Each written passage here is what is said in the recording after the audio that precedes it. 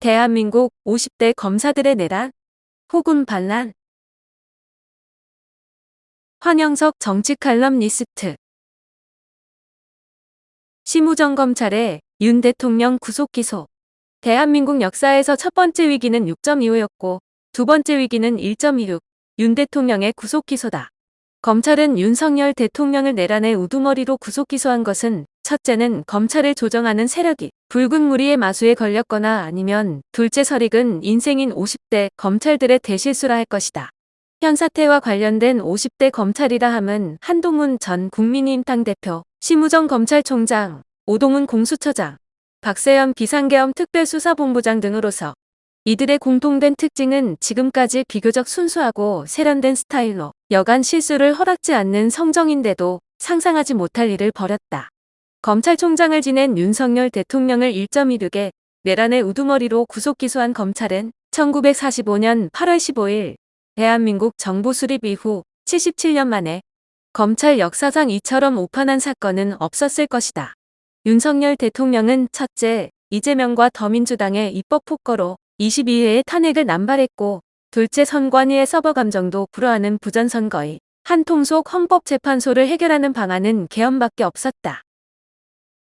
윤석열 대통령의 12.3 비상계엄이 내란이 아닌 5가지 법리. 정말 이들은 계엄에 관계된 헌법과 법률의 5개 조항이면 윤석열 대통령의 12.3 비상계엄이 결코 내란에 속하거나 내란 수괴라는 말도 안 되는 제목을 뒤집어 씌울 수도 없으며, 구체적으로는 통치권을 가진 대통령이 국가의 위기에는 발동해야 하는 계엄에 대해서는 먼저 나무 이전의 산을 보면, 첫째, 헌법 제77조의 전시나 사변뿐만 아니라 공공의 안녕질서를 유지할 필요가 있을 때 법률이 정하는 바에 따라 계엄을 선포할 수 있기에 계엄의 선포는 하자가 없다.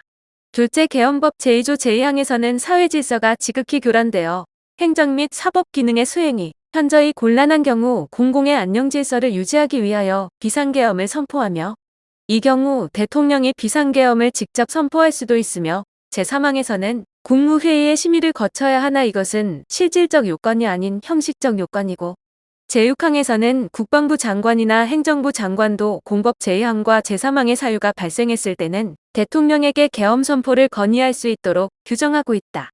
셋째, 형법 제87조는 대한민국 영토의 전부도는 일부에서 국가 권력을 배제하거나 국헌을 문란하게 할 목적으로 폭동을 일으킨 자가 내란에 해당되기에, 내란에 해당되는 자는 윤석열 대통령이 아니라 오히려 이재명 더민주당 대표, 박찬대 원내대표와 김민석 최고위원, 우원식 국회의장과 더민주당의 국회의원이 해당될 것임에도 주객이 전도된 것은 사실이다. 넷째, 형법 제91조에서 국권을 문란하게 할 목적이라 함은 헌법 또는 법률에 정한 절차에 의하지 아니하고 헌법 또는 법률의 기능을 소멸하는 것과 법에 의하여 설치된 국가기관을 강압에 의하여 전복 또는 그 권능 행사를 불가능하게 하는 것을 말하는 것이다. 다섯째, 헌법 제84조로서 대통령은 내란 또는 외환의 죄를 범한 경우를 제외하고는 재직 중에 형사장의 소추, 검사가 특정한 사건에 관하여 공소를 제기하는 일, 탄핵을 발의하여 파면을 요구하는 행위를 받지 아니한다. 로 규정하고 있기에 윤 대통령을 소추해선 안 된다. 따라서 윤석열 대통령은 내란에 해당되지 않음에도 12.3 비상계엄 초기에 박세현 비상계엄 비상대책본부장 등이 윤 대통령을 사실상 범죄자로 규정하고, 언론은 판단 능력 부족으로 앵무새처럼 윤석열 대통령 내란 혹은 내란 수괴로 규정하고 방송으로 호도하여 여론을 조작했다. 50대 검찰 이들을 왜 그렇게 무리를 했을까? 그 해답은 바로 다수 좌파 성향 헌법재판소이다. 이들은 어쩌면 헌법재판소가 무조건 탄핵을 인용할 것이고 승리자가 시대를 이끈다는 논리 속에 헌법재판소가 윤석열 대통령을 탄핵 인용할 것이라는 확신 때문에 내란의 범죄를 저질렀다. 윤석열 대통령이 비상계엄을 선포할 수밖에 없는 9가지 상황. 또 윤석열 대통령이 비상계엄을 선포하기 전에 계엄을 선포할 수밖에 없었던 이유로 꼽을 수 있는 사항을 9가지만 든다면 더민주당의 폭거로: 첫째, 사면득 개정 발의, 법원조직법 개정안 발의, 형사소송법 개정안 발의, 감사원법 개정 발의, 조약체결 절차 법안 발의 등 반민주주의적인 법을 발의했고, 둘째, 감사원장을 비롯한 법무장관과 경찰청장 등 22명을 탄핵하여 국정을 마비시켰으며, 셋째, 2025년 예산에서 마약 범죄 단속, 민생 치안 유지를 위한 예산 삭감. 넷째, 2025년 예산안 가운데 재해대책 예비비 1조 원 삭감. 다섯째, 심해가스전 개발 사업비, 청년 일자리 등 삭감. 여섯째, 아이돌봄 수당 등 384억 원 삭감. 일곱째, 군의 초급 간부 봉급과 수당 등 처우 개선비 삭감. 여덟째, 국가의 본질적 기능인 대통령과 각 부장관의 특활비는 영원으로 삭감을 시켰는데 어찌 국가 질서를 수립하겠으며 무슨 공공의 안녕 질서가 유지되겠으며 대통령이 누군들 특단의 조치를 취하지 않겠는가? 아홉째로 대통령 선거를 비롯한 국회의원 선거, 광역단체장과 기초자치단체장 등을 비롯한 4대 동시, 지방선거 등 선출직 공무원에 대하여 선거 결과를 조작하는 부정선거가 원인이었다. 12.3 윤석열 대통령 비상계엄 선포에 대한 한동훈의 배신과 야당의 계엄해제 가결안에 동의한 국힘 국회의원 12명과 기권 3명 무효표 8명 등 23명의 배신자들을 어떻게 판단해야 할까?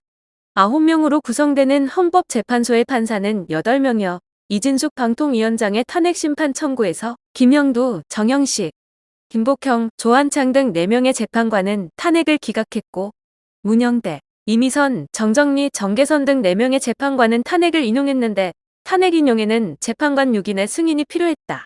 이런 재판 기류는 판사들의 성향상 그대로 유지될 가능성이 많으나 문제는 외적 변화의 변수다. 졸속 재판을 시도하는 자격 없는 헌법재판관 판사들과 이들의 불의에 대해 일어난 국민들. 헌법 제66조에 의거하여 대통령은 대한민국을 대표하며 헌법 제1조 2항에 대한민국의 주권은 국민에게 있고 모든 권력은 국민으로부터 나온다. 는 규정에 의거하여 국민 투표로 선출한 대한민국의 원수인 윤석열 대통령의 신임 여부를 결정하는 헌법재판소의 판사가 과거 사회주의 혁명을 추진했던 마은혁은 헌법재판관으로 추천되어서도 안되며 과거 북침론을 주장한 문영대, 동생이 윤석열 대통령 퇴진 특위 부위원장인 이미선, 남편이 윤석열 대통령 탄핵 시국선언에 참여한 정계선 등 3인은 헌법재판소에서 자진 사퇴해야 할 인물로 확인되었고 거기에다 탄핵심판도 180일 이내 결론을 내야 하나 졸속 재판으로 좌편향 판결을 내려서는 안 된다.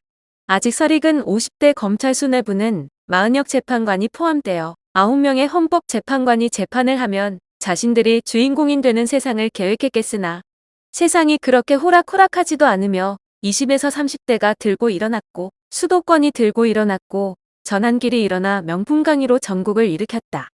윤석열 대통령에 대한 지지 여론도 12.3 개헌 발의 당시에는 약 12%였으나 시간이 지나면서 24%, 32%, 46%, 52% 등으로 상승하고 있으며 그 원인은 20에서 30대가 이런 현실을 파악하고 서울을 중심으로 하는 수도권의 변화이며 곧 국민 지지도 60%를 넘길 것으로 예상하고 있다.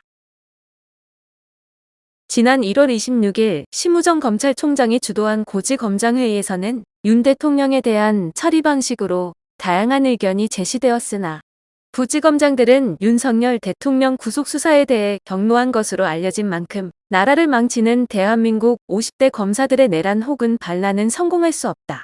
검찰총장, 공수처장, 비상계엄 대책위원장 등 대한민국의 대표하는 권력가인 50대 검사들은 역사 앞에 더 큰 죄를 짓지 말고 빨리 회심하여 나라를 올바로 세우는 일에 동참해야 한다.